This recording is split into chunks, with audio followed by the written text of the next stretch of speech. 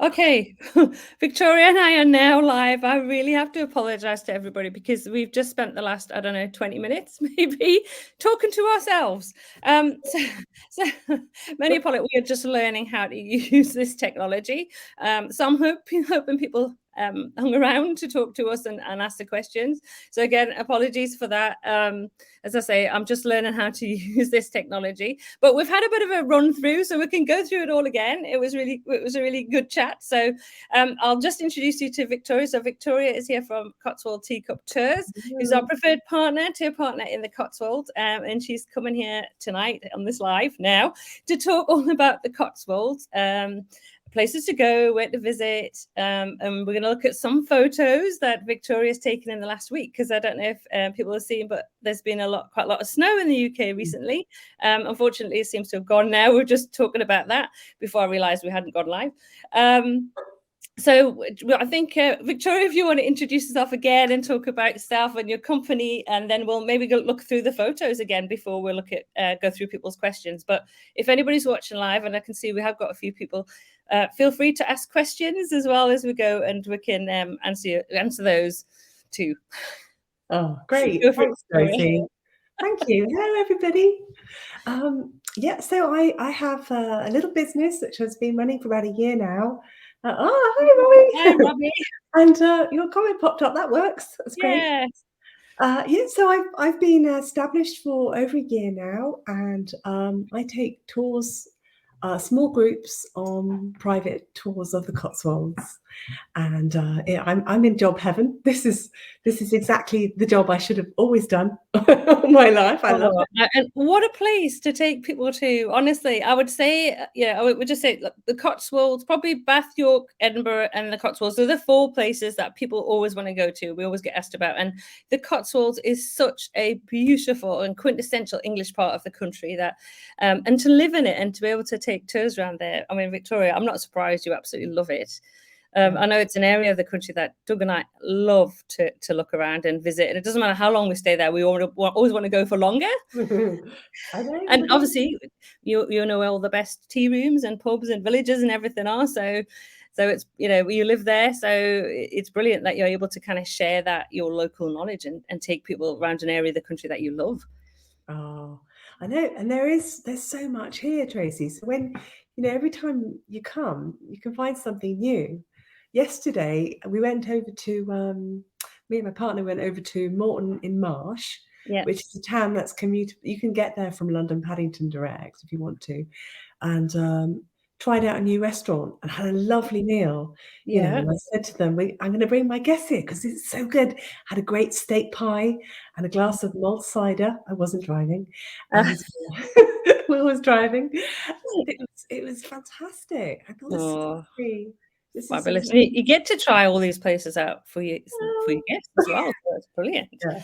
So should we? So we've got some questions, but I thought I'm just going to show, if I can get this to work again. So I've managed it before, to show everybody some of the pictures.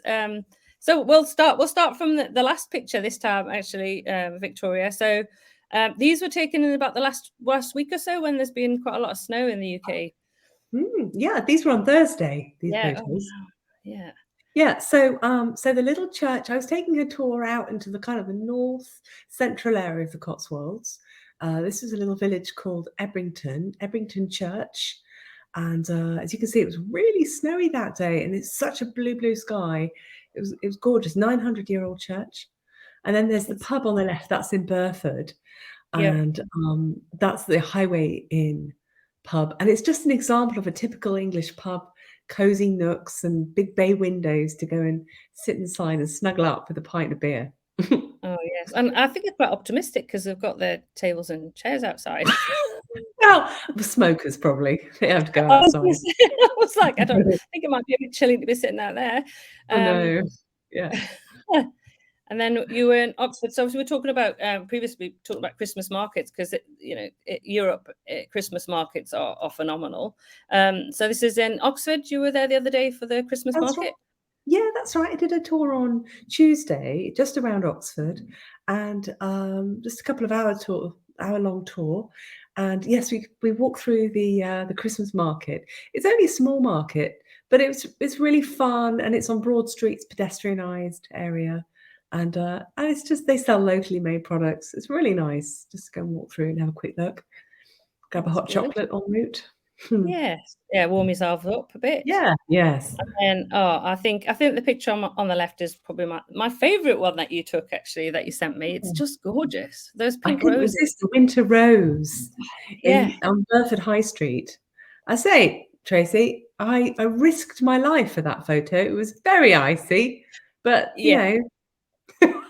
You can see, I was looking at that pavement thinking, I don't think I'd want to be walking down that. That looks a bit slippery. No, I wouldn't want to take a tour group down there.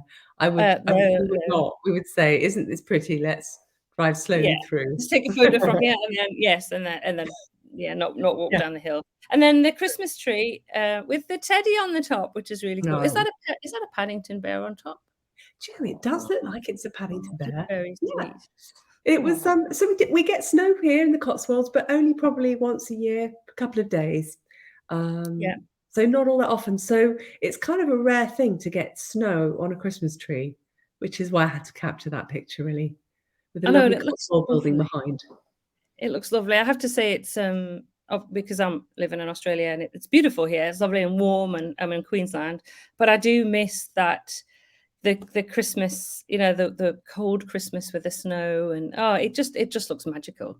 Not that I had snow that often, I have to say. It is pretty rare, but when you do have it, it just looks lovely. And the photos from London earlier in the week and videos from London were phenomenal as well. I just was enjoying looking at all of those.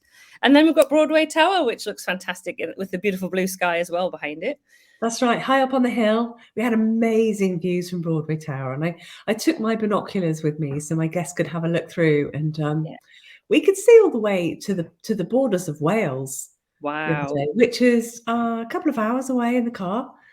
So yeah, You can see there's amazing views. not a cloud in the sky there, is there? Cloud. Not It was It absolutely looks stunning. stunning. Yeah. And so we're talking about there's a nice little cafe behind where you're standing to take the photo. So behind there's a nice cafe that you go into. Yeah, there's generally a theme with my tours, Tracy.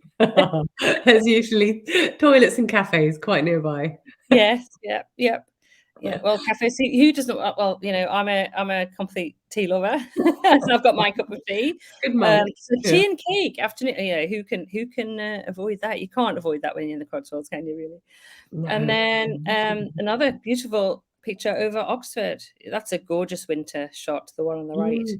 Yeah, I was really lucky with my group. We ended up into the rooftop of the Sheldonian Theatre, which is the only indoor rooftop viewing point in Oxford. So it Right. was warm as well. Is that free to go into? No, but it's £4 a person. So Okay, that's yeah, yeah. yeah, So that's it's all brilliant. right. And look at the view Worth that you it. get. Fantastic. Absolutely beautiful. And then I've decided the house on the left I'm gonna buy at some point. Because I Lovely. actually want to in my head I'm gonna live in that house, because isn't it just beautiful? It's stunning, isn't it? I love that house. I think that is an old wool trader's house. That's in Chipping Camden. And it's a real standalone house. It's amazing. It's beautiful. You don't happen Yeah. to know who lives there then? No, I don't. I'd like to befriend them though, and then Yes. they'll invite us in for tea. I think that'd be I just imagine when you open the front door, it's a bit like it's gonna be like a Bridgerton, isn't it? There's just gonna be a huge hall, massive Christmas tree, Yeah. fires going, somebody serving mulled wine. Oh, yes. Yes, Sure. I'm going into the house in my imagination because it's just absolutely beautiful. And then I've got actually some pictures. I'll go back to the beginning of these ones, because this was actually so we've got that sort of December in the Cotswolds. And this was myself and Doug in the Cotswolds in Oh, 2020. So obviously it was still cold. So this is Arlington Road in Byberry, which I'm guessing is a very popular destination for your guests, Victoria. yes, it is. We timed it right. We try not Yes. to put it. You've got a good timing there. It looks like there's nobody else there that day on that It moment. was pretty busy, actually. I think we just timed that photo right. Actually, I've got another photo, and it actually doesn't look too bad. Hmm. But we went this summer because I know Byberry is so popular. We actually went this summer, and what we did is we went later on in the day. We went for about 7:30 because obviously it's light and sunny, Yeah. and there wasn't very many people there either. So we managed to get some lovely shots in the summer. But again, so this was January, so no snow, but it was chilly. But again, beautiful weather, really. Just had to be wrapped up. Again, this is in Bibury, so you can see beautiful blue sky. Have you Lovely. been? Old I guess Swan you've been. Hotel. Yeah, I was going to say you've Sorry. been in there. Yeah. And then we've got Lower Slaughter. Just want to go through these, and then again Lower Slaughter, and the beautiful Cotswold stone houses. This is cottage. It's lovely, isn't it? I just love this. There's another one I'm going to live in.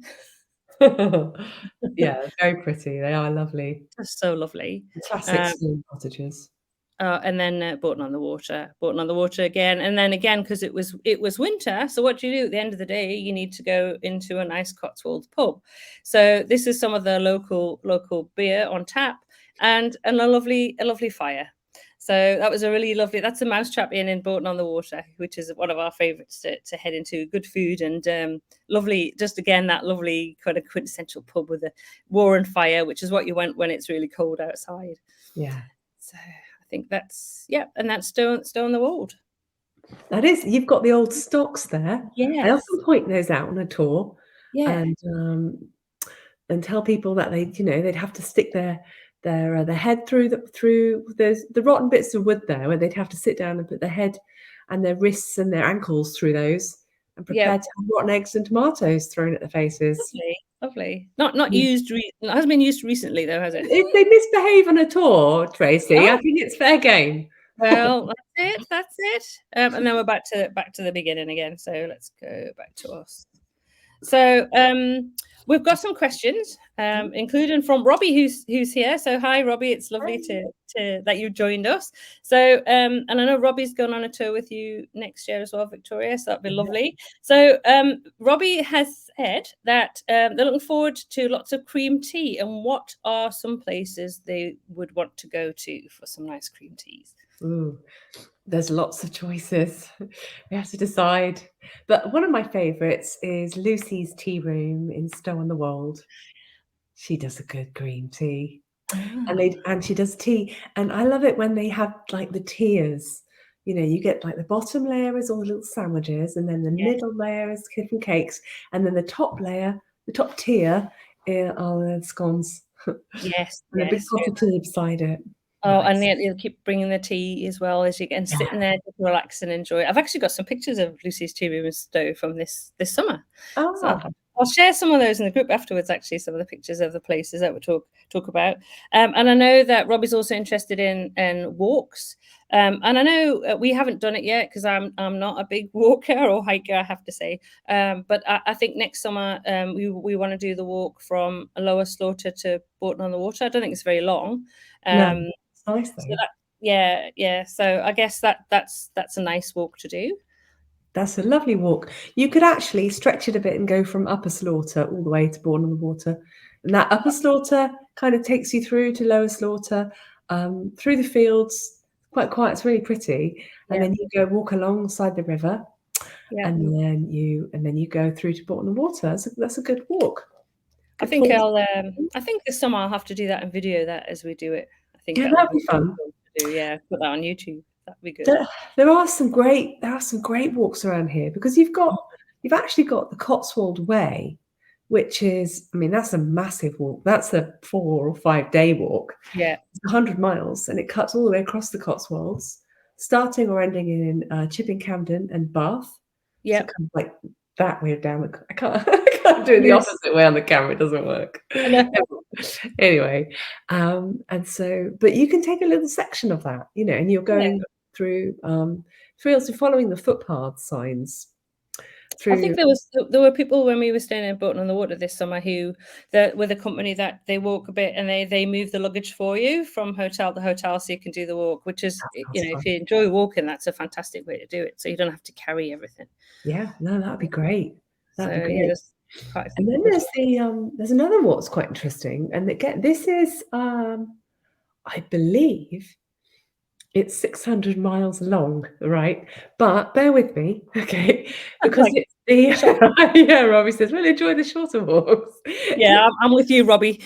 I have to say, 600 miles.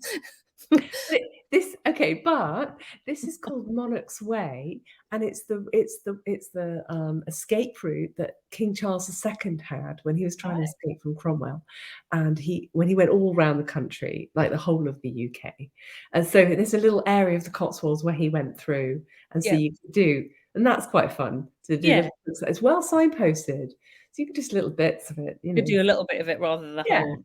Yeah, they have to do the whole thing. No, not for me. So I hope that answers questions, Robbie. But ask away, because your questions are coming up, so that's great that we can see those. And then we've got some questions from Catherine Yorima Johnson, who I know is also taking tour with you next year. And hi, Catherine, if you're here. So Doug and I have done an itinerary consult with Catherine, so it's been lovely. So we've met her. So I'm really excited to see as well how her trip goes next year. So Catherine's first question was, other than the Cotswolds lavender, what else is a Cotswold speciality? Right. What they're known for? Excuse me, a Cotswold cold, first of all. Cotswold, yes. Unfortunately. Right? Just before Christmas, that's what we want. Hopefully we'll get rid of it by next week. Well, I think one of the Cotswold specialities is actually anything, if you can get something that's woolen, a Cotswold woolen product. So there's some beautiful blankets and throws that are made in the Cotswolds. And so there's some really nice, things like that. And if you're a knitter, I've discovered a beautiful shop in a little town called Chipping Norton, and they sell Cotswold wool from the actual Cotswold lion sheep, undyed and natural. And so, fabulous. I took some people there last week. It's great. Yeah, wow. wow. That kind of thing, it's quite, I mean, that's a proper Cotswold speciality. Yes, absolutely. And then obviously the lavender. We went to the lavender farm this year, so the lavender fields, which were just gorgeous. And I don't know, I think we took about 25 million photos. It was so lovely, and they can get lavender ice cream there. No, I bought lavender honey. Yes, yeah, I got some lavender cream. I can't remember. I think hand cream, which is really lovely. You can just get everything lavender from there, so that's lovely. And then another question from Catherine: what is a great souvenir to take home from the area, or made there, or greatly represents the area? Which I guess is going to be the wool or the lavender products, I guess. And Robbie's, I'm just saying that Robbie's left a comment said, I love to knit and I've wanted to bring home things with meaning. So that's brilliant. So you can get some wool, Robbie, and knit something. So it'd be fantastic. Amazing. I'll take you there. Brilliant. Oh, brilliant. So there's this one particular shop for the blankets and the throws, and they do clothing as well, and so they make the fabrics in the Cotswolds, and it's the only shop of its kind in the Cotswolds, called Cotswold Woolen Weavers. It's amazing. Yeah, she mentioned that in the podcast as well. So I guess I'll be visiting that with you as well next year. So that'll be good. Maybe leave my credit card at home. And then another question. So Catherine left us a few, which is great. What is something people may not realize about the area?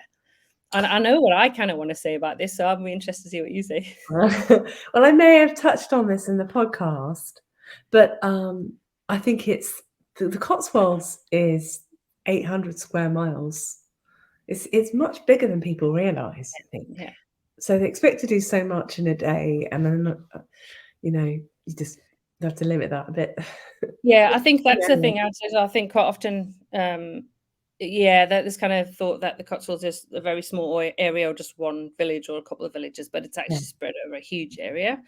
So you're better off, really, rather than spending your whole time kind of driving from A to B across the Cotswolds, is actually choosing an area of the Cotswolds to visit. I mean, for us, our favourite is absolutely, we love Bourton, Stowe, Byberry, Broadway, around that kind of the northern Cotswolds is our favourite bit, Slaughters. But this year we actually did go down to Laycock, and I always forget the name of it, Castlecombe, which is the one where you see all the photos of the Cotswolds. Is always Castlecombe, isn't it? But it was crazy busy. You couldn't get parked. We ended up just kind of driving through. But if you're going to go out, it's just too far. If you just spend the whole day driving between the two, really, whereas you're better off kind of spending time in one area, I would say. Do you agree with that? I would do. I've now sort of developed different tours for those different areas. So if you're doing Yeah. Laycock and Castle Combe, there's a few little villages in that area around Castle Combe that are off the tourist trail, and they Ah, are amazing. I drove yeah. down, and there were these geese in the road, and a pig, and then a horse, and it was like nothing's driven down this road all day because there are all these wild animal, farm animals are just freely wandering around. Wandering around the road. That's great. That's exactly what we wanted to find. Oh, no, that's brilliant. That's brilliant. Another question from Catherine. So, is there a food item that the Cotswolds is known for? Well, there are, so interestingly, there are some cheeses that are quite famous from the Cotswolds. The Yeah. most famous one is called Stinking Bishop. So if you buy that and put it in my van, we'll have to put it in a big storage box. Yeah, I can imagine. It's I quite guess it is. It spooky. does stink.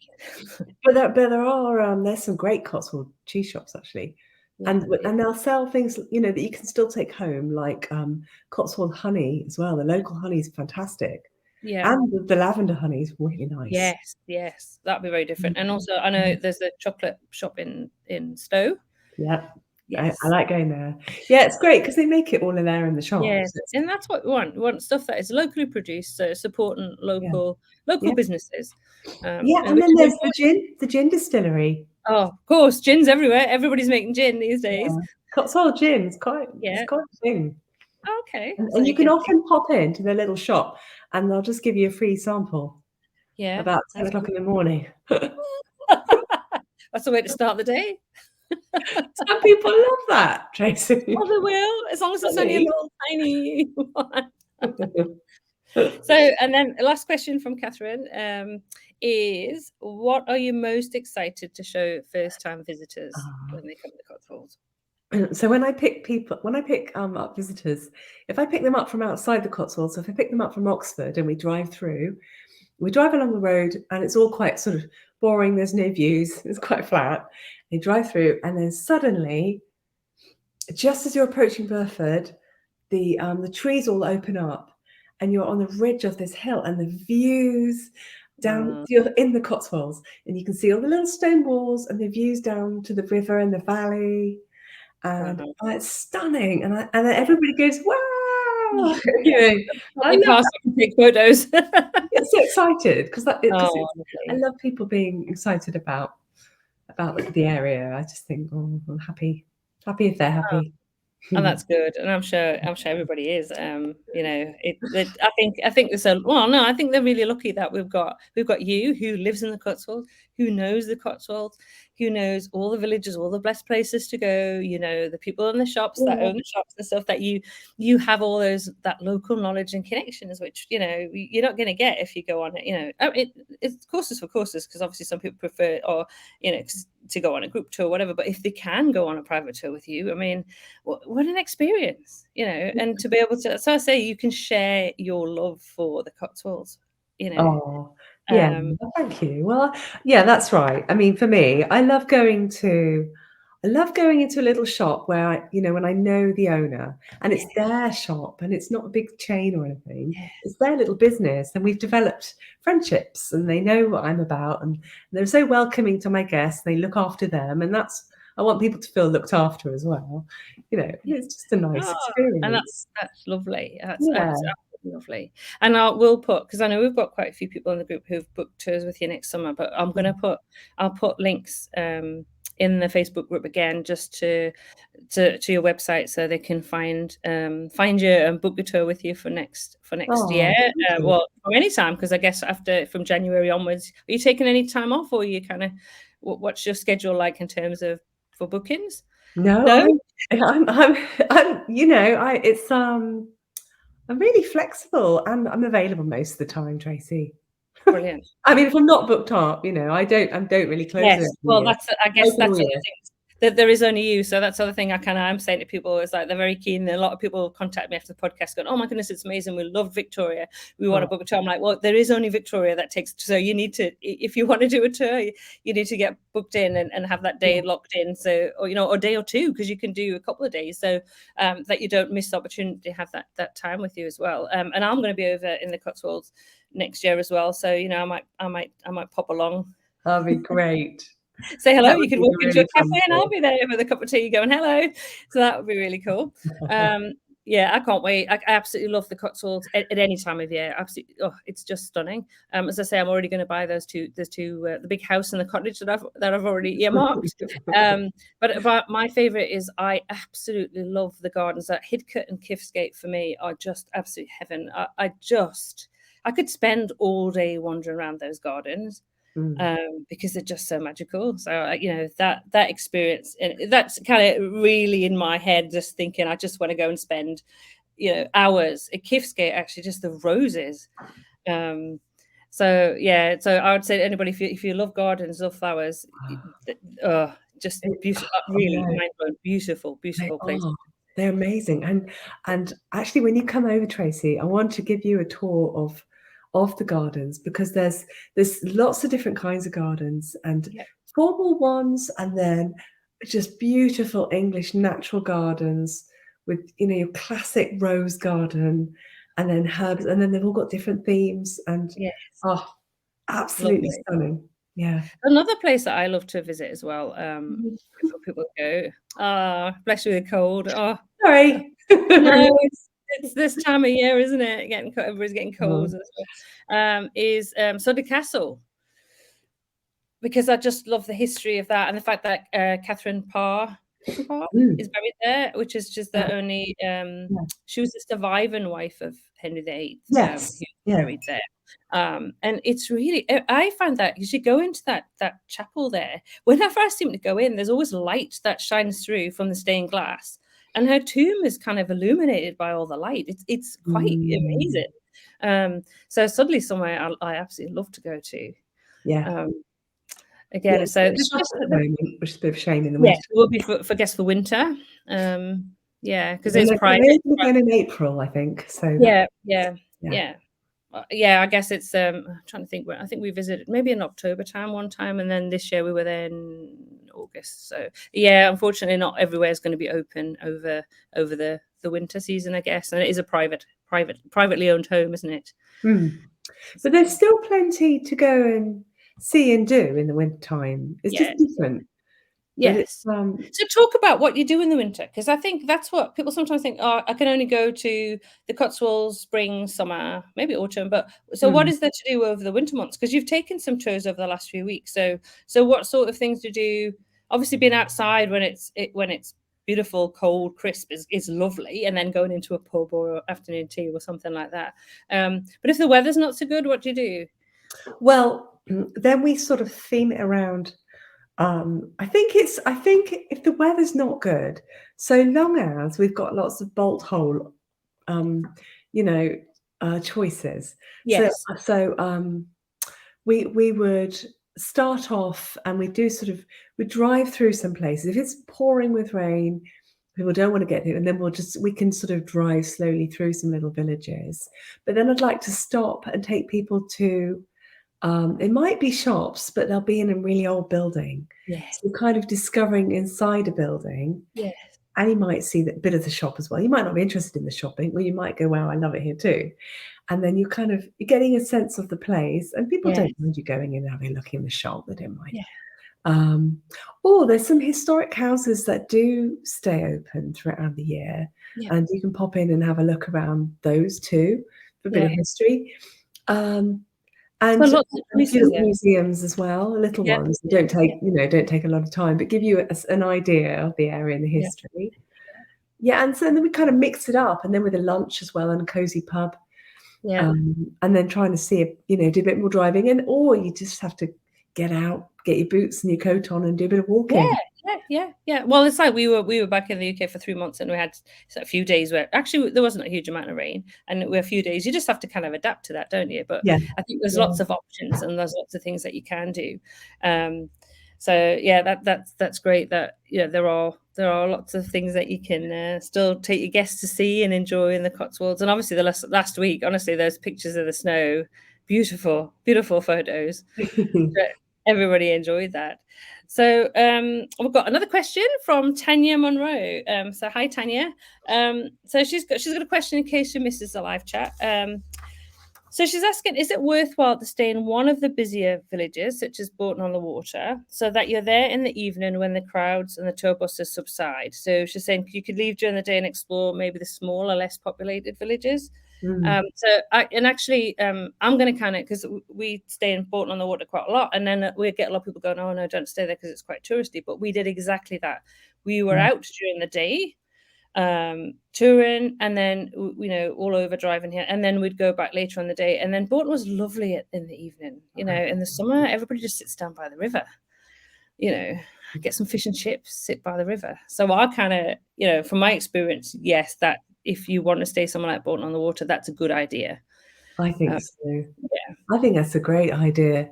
I think definitely for those kind of places, because then you've got a sense of the place when it goes all quiet too. It completely transforms in the evening, and you've got the locals there and a few other holiday makers. I think that's a really nice way to see busier places like Bourton on the Water, maybe Byberry, because if you're there in first thing in the morning or the end of the day for that walk, oh, it's gorgeous. Before anyone else gets there, it's just gorgeous, magic. It's lovely, and some of the places actually. Getting parking, you really need to kind of plan to get there as early or later on in the day. Like we had no problem in Byberry this summer at all, and I was a bit apprehensive thinking, oh, so we went at 7, not a problem. There was literally, I think, there was 2 cars and us. There was nobody there, and that's the height of, that was June, end of June. So that's pretty busy time. So, or should have been, and it wasn't particularly busy. So, that's a really good tip, really. If you want to stay somewhere like Bourton on the Water, which we enjoy staying in, you go out during the day and then go back later on, and then enjoy the walks by the river in the evening. And so we used to go and I get a sandwich or have a meal at one of the pubs, or get fish and chips and sit by the river. It's a really popular thing to do, especially when it's light until 10 o'clock at night. Yeah. Light and it was lovely. It was absolutely lovely. And then Tanya's also asking, what are good villages to stay in with a water outlook? Well, so actually Byberry is lovely because it has the river running through it. Yeah. But I like places like near to Byberry is a very pretty village called Colne St Aldwins. Right. And that is that's a village off the trail, off the tourist trail, close to Byberry. And there's lots of little cottages there and a couple of nice pubs and a shop, and fantastic walks. There's a beautiful big river that runs through the bottom of the valley, and I love that village so much. I love walking around there. I walk there for my own pleasure, never mind on a tour. So I'll have to get some. And is there anywhere in particular you recommend staying in that village? No, actually, I haven't done a recce of accommodation. The pub does. Okay, well, maybe that would be worth, because that would be something recommended. I think maybe having a chat about some of the places that are maybe a little bit off the beaten track, but also really nice to stay in, and looking at some accommodation, because I've got lots of kind of options on the website. But it would be good to have a chat maybe about some of the places that are maybe a little bit less touristy, because obviously someone like Bourton on the Water is very, very popular. I know you like Stow on the Wold. That's an area that you highly recommend people to stay in. I do like that, but with a water outlook, because I thought that's quite an interesting question. Yeah. Think. And but just off the top of my head, I was thinking about the village of Minster Lovel, which is just on the edge of the Cotswolds. Again, it's not an overly busy place, but there's a beautiful hotel there, which I have stayed in, very nice, and it's called the Old Swan, and that's a lovely place to stay, and the river runs through Minster Lovel. And some great walks through it. Yeah, great. So there you go, Tanya. There's a great suggestion for your trip, because I know you're in the UK next year. So that's brilliant. So I'm hoping that everybody's enjoyed that. If we've been on I think we're on about 35 minutes now. And then if we include the 15 minutes where we're just talking to ourselves when we thought we were live, but we're done about 50 minutes now, Victoria. So I want to say thank you to everybody who's joined us for the live. And obviously this will be a recording, so some of you will be seeing this afterwards. And I'm hopefully going to use this episode as a podcast as well. So Victoria's already been on the podcast episode 20, but we're going to use this one hopefully to get out as a podcast, so you'll be able to listen to it on that as well. And then I'll share the photos, the images that we used earlier as well, that Victoria shared, and some of mine from thanks, Robbie, from our last trip in the winter at the Cotswolds. And I think, well, maybe what we'll do, if we'll do this again, if you guys want this again, we'll do it in a few more months, maybe before Victoria starts getting really busy. Maybe kind of, I don't know, end of March, early April, something, talking about kind of the summer and everything that's getting, sorting for the Cotswolds. That would be really cool to do. So anybody wants to book with Victoria, I will put a link in the Facebook group so you can chat to Victoria. She'll tailor make your trip for you. You can always stay in the Cotswolds a night and go out with Victoria for a couple of days. You have got that availability as well, haven't you? So that'd be amazing. As I say, I'm also going to be in the Cotswolds next year, so I might be popping up in rooms near you soon. That would be fun. Oh yeah, it's going to be. I'm going to really enjoy it. Yeah. Thanks again, Victoria. Brilliant. Oh, thanks so much, Tracy. That was brilliant. Thank you. Well, you're just brilliant to talk to. Honestly, it's just great. And I'm sure everybody absolutely loves you. That the feedback that we get is just amazing. So that's so nice. Oh, and Robbie, yes, we will do another one before we get there late April. We will do. We'll definitely do and next time we'll know what we're doing. So I'll know what we're doing. So we won't talk to ourselves for 15 minutes. Anyway, so thanks everybody for joining us, wherever you are in the world. And thanks for Victoria to staying up this late. What time is it now in the UK? It's 11:47. 47, dear me. That's my bedtime. It is. You can have a lie-in tomorrow morning, Victoria. And I have to just comment on the lovely decorations. That's your kitchen, isn't it, behind you? That's right. Yeah, I've got my Christmas decorations up. Yeah, but more festive than behind me. And then somebody, I don't know who, because a Facebook user. Nice. So I hope you feel better, Victoria. Thank you. I feel fine. It's just a sniffle. Thank you. You'll get better. That's a mulled wine leader. All right, then. Better go. Thanks so much to everybody for joining us today.